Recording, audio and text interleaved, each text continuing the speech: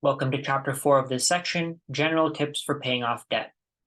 Now that we've reviewed the three methods of debt repayment, let's just go over some general tips to pay off debt.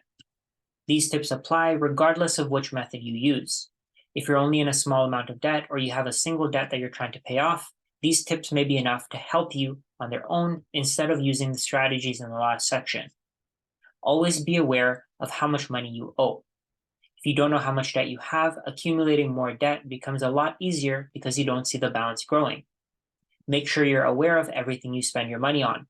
$1 spent on your credit card is at least $1 that you'll have to pay back later on.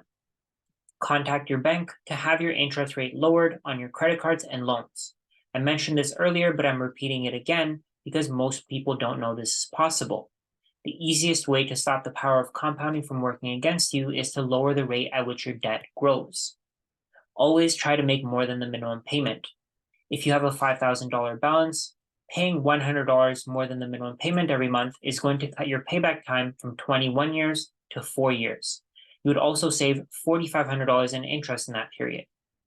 When you're trying to pay off debts, limit the use of your credit card so you're not adding more debt on top of what you already have.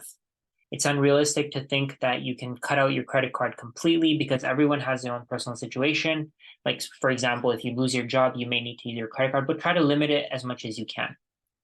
When you're trying to pay down your debts, always make sure you celebrate the milestones. Paid off $1,000, do something you enjoy.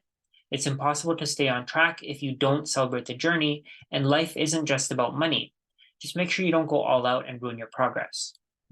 If you can't take control of your spending, call your bank and place a freeze on your account.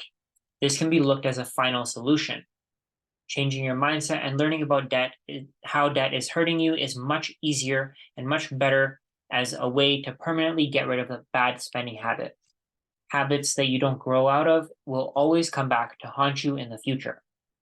Lastly, try to understand that this is temporary and patience is key.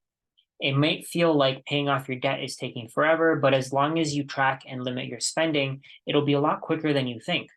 A couple of years of sacrifice is worth it if it means that you get to use your income however you want for the rest of your life instead of giving it away to your lender.